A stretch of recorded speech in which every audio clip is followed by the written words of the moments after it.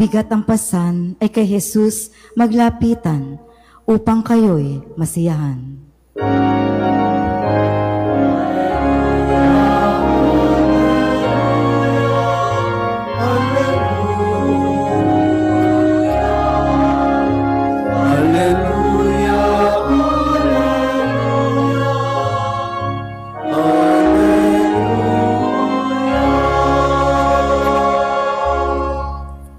Sumainyo ang Panginoon. At sumaiyo rin. Ang mabuting balita ng Panginoon ayon kay San Mateo. Papuri sa iyo, Panginoon.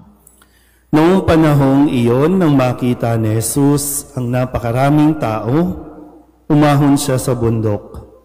Pagkaupo niya'y lumapit ang kanyang mga alagad, at sila'y tinuruan niya ng ganito.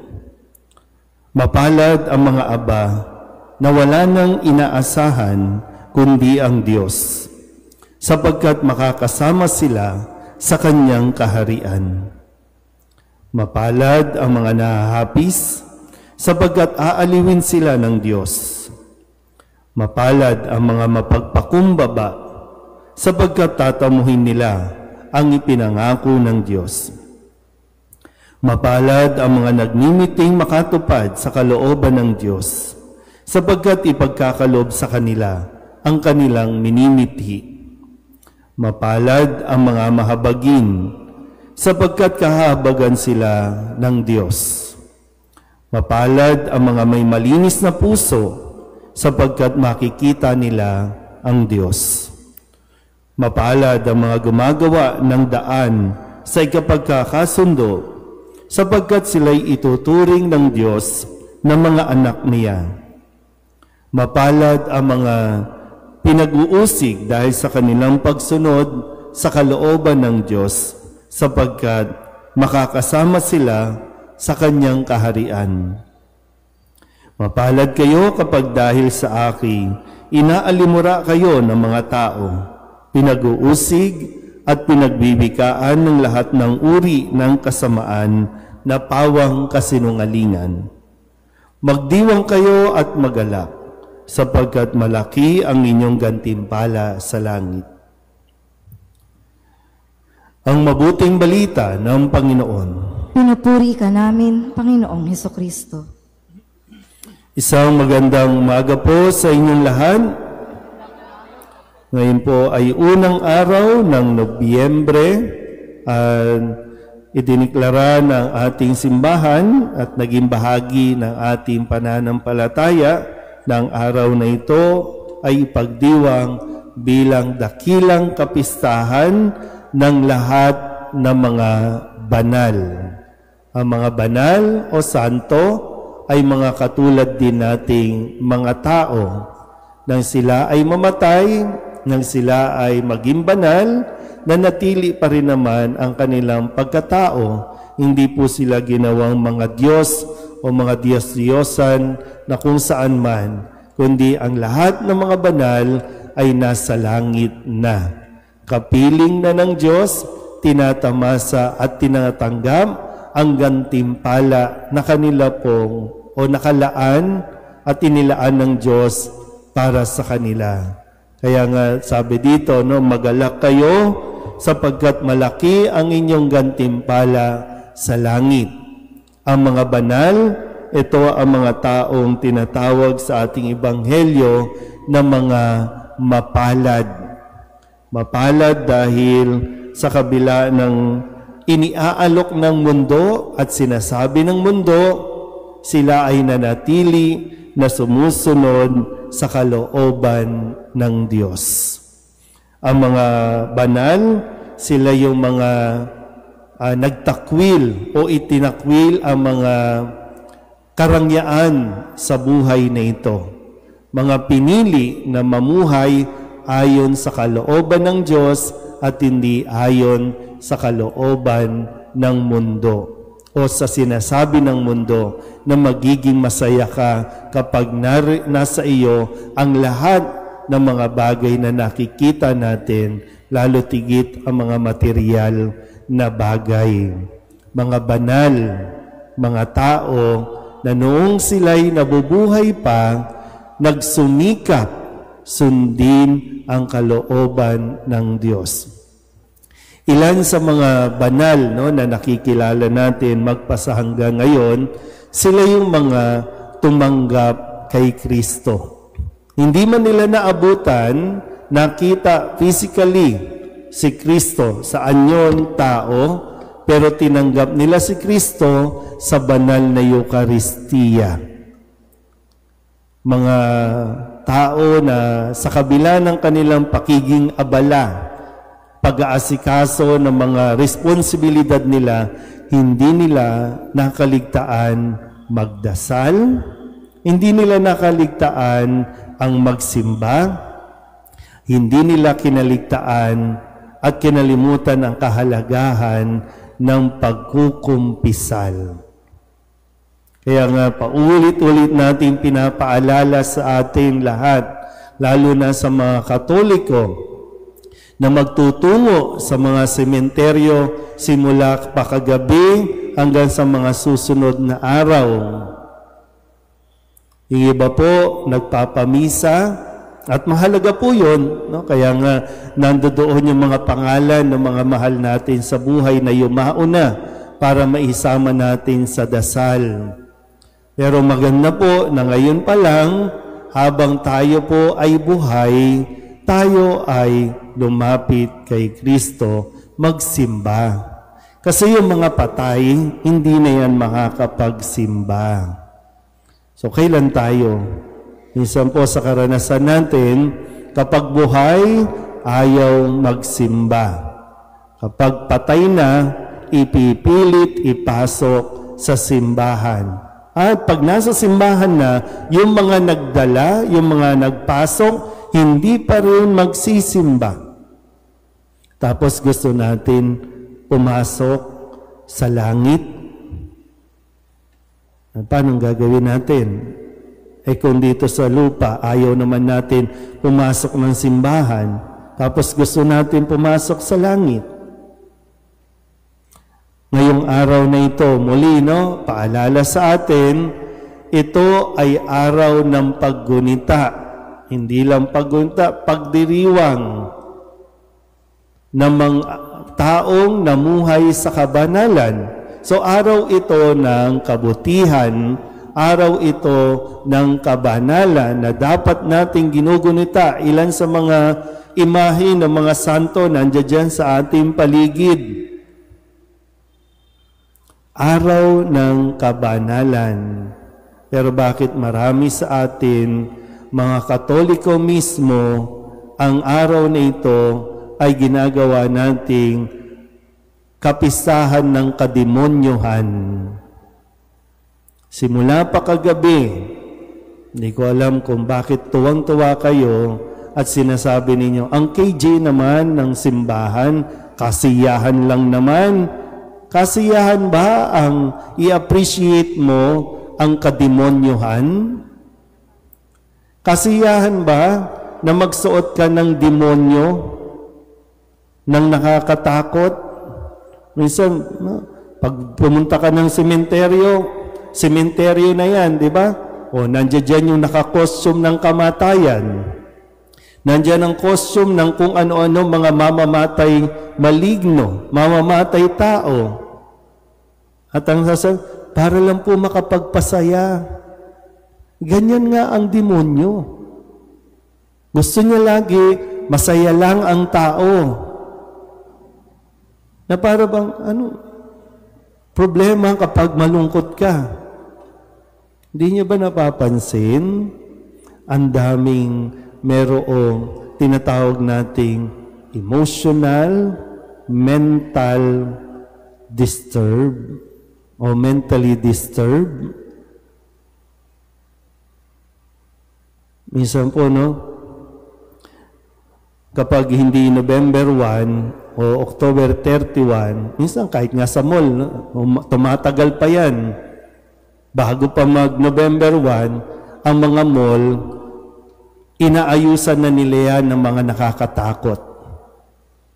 Kasi pang-attract, di ba? Pag pumasok ka, para kang ang pintuan, parang impyerno. Katoliko ka, ha? Ang pananampalataya natin, bagaman totoong may impyerno. Pero pag pumasok ka sa mall, andyan na yung mga evil spirit na wini-welcome yung mga taong pumapasok. Pati ba naman sa bahay ninyo, maglalagay kayo, de-decoration na ninyo yung mga bahay ninyo ng mga evil spirit. Yung mga bata, kukostyuman ninyo ng tiyanak, ng Dracula, o ng kung ano-ano pang masasamang espiritu o elemento.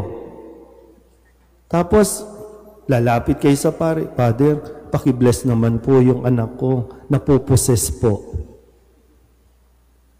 Totoo namang may possession. Sino nag-attract?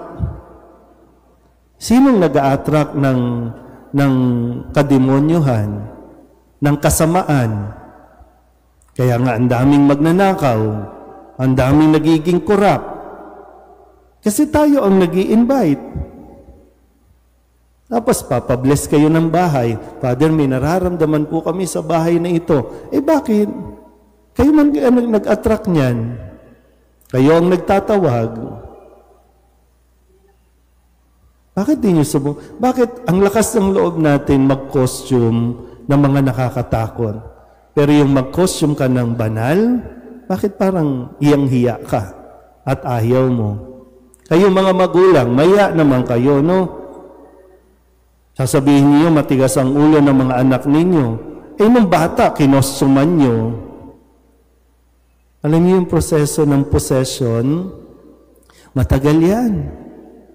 Kaya kung bata pa lang, ininulat mo na yan sa mga ganyang paniniwala, nandyan na yan. O pagdating ng araw na malakas na yan, ikaw mismo pahihirapan yan. So, nagiging magkaiba kasi, no? Ang demonyo, sasabihin niyan, you're not good enough. Yan ang sasabihin ng demonyo. Pero ang sinasabi sa atin, sa halimbawa ng mga banal na tao, okay ka na. Okay ka naman eh. Okay ka naman sa itsura mo. Okay ka naman. Okay naman ang buhay mo. Pero ang demonyo hindi ka okay.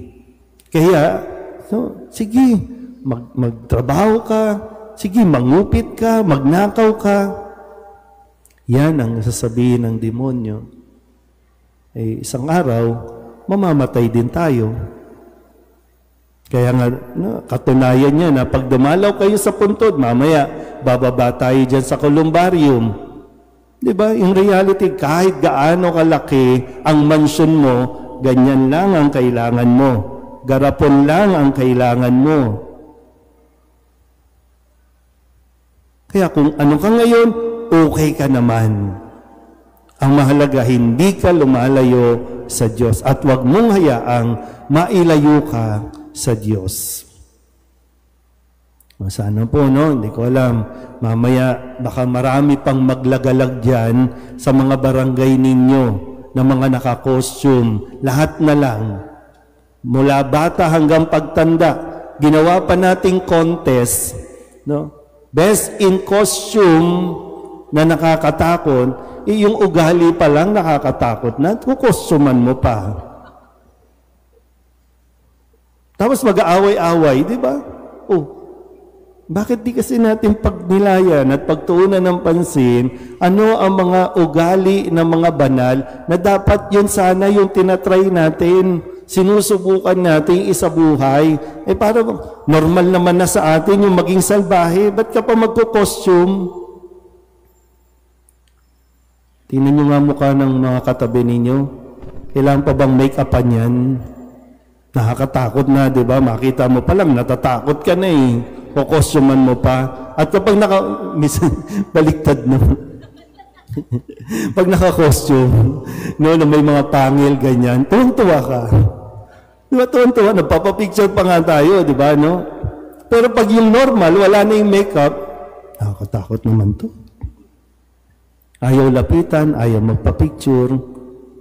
So yung reality, yun yung mas nakakatakot.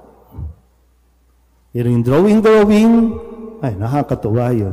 Pero, doon na rin patungo.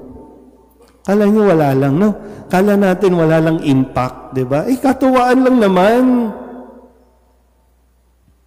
Katuwaan lang naman. Pero ano nangyayari? Pansinin niyo yung mga batang kinostuman ninyo. Pansinin niyo. Ang laking problema natin. Sasawayin mo. Di ba? Ba't mo sasawayin kung gumagawa ng masama? Yun talaga yun eh. Yun yung itinuro mo na ang demonyo gumagawa ng masama. Hindi yan gagawa ng mabuti. So pag kinupitan ka, hindi ka dapat magreklamo, matuwa ka. Kasi naituro mo yung kung ano yung nararapat. Kapag ng babae ang asawa mo, huwag kang magalit. Kasi yun yung ugali ng kasamaan. Ulitin ko po, no? Paulit-ulit din na ipapaalala ng simbahan. Araw ito ng kabanalan. Yun ang dapat nating ipagdiwang. Kasi kung tutusin, ilang buwan na tayong naghihirap o ilang taon na tayong naghihirap dahil sa mga kademonyohang tinatanggap ng tao. Yung mga nakawan, korupsyon, demonyo yan.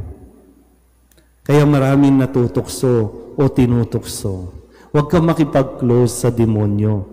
Nararanasan naman natin, di ba, yung mahirap, gusto mong maging mabuti, gumawa ng mabuti, nag-i-struggle ka, di ba, no? Nahihirapan tayo, pero naiintindihan ng Diyos yun. Pero yung tuluyan ka ng magpasakop, tuluyan ka ng bumigay at tanggapin mo, okay na ako, ito na ako. So, pasakop na sa demonyo. Wag. Mali yun.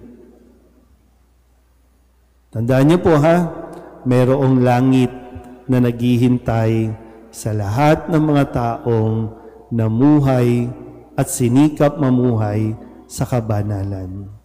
Yun ang kailangan nating tulong mula sa mga nagtagumpay na ang mga banal. Amen? Magsitayo ang lahat, ipahayag natin ang ating pananampalataya. Sumasampalataya ako sa Diyos amang makapangyarihan sa lahat, na may gawa ng langit at lupa. Sumasampalataya ako kay Jesucristo, iisang anak ng Diyos, Panginoon nating lahat. Nagkatawang tao siya, lalang ng Espiritu Santo. Ipinanganak ni Santa Mariang Birhen. Pinagpakasakit ni Poncio Pilato.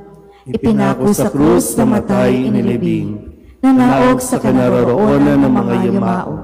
Nang may ikatlong araw na buhay na mag-uli, umakyat sa langit, naluluklok sa kanan ng Diyos amang makapangyarihan sa lahat. Doon magmumulang paririto at hukom sa nangabubuhay at nangamatay na tao. Sumasampalataya naman ako sa Diyos Espiritu Santo, sa banal na simbahang Katolika, sa kasamahan ng mga banal, sa kapatawaran ng mga kasalanan, sa pagkabuhay na muli na nangamatay na tao, at sa buhay na walang hanggan. Amen. Magsiluhod po ang lahat.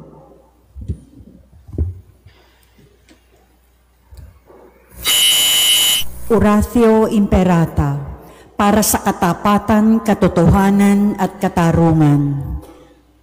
Amang makapangyarihan sa lahat, ikaw ang gumabay sa iyong bayan mula sa pagkaalipin bilang haliging ulap sa araw at haliging apoy sa gabi. Sa panahong ito ng panlilinlang at katiwalian na bumabalot sa aming bayan, ipamalas mo sa amin ang iyong liwanag na nagtataboy sa lahat ng dilim. Inaamin naming kami rin ay madalas lumalakad sa kadiliman. Sa aming pananahimik, pagkikibit-balikat at kawalang pakialam, hinayaan naming lumaganap ang kasinungalingan. at umusbong ang katiwalian. Patawarin mo po kami, Panginoon, at linisin mo ang aming mga puso sa kasalanang bumubulag at sumisira, kasalanang umaagaw ng pagkain sa mahihirap at ng pag-asa sa buong bayan.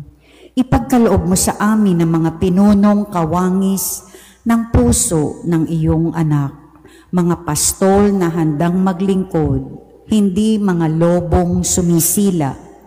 Sa kapangyarihan ng iyong banal na Espiritu, bigyan mo kami ng lakas ng loob na itakwil ang kasinungalingan, ibunyag ang pandaraya, igiit ang katarungan,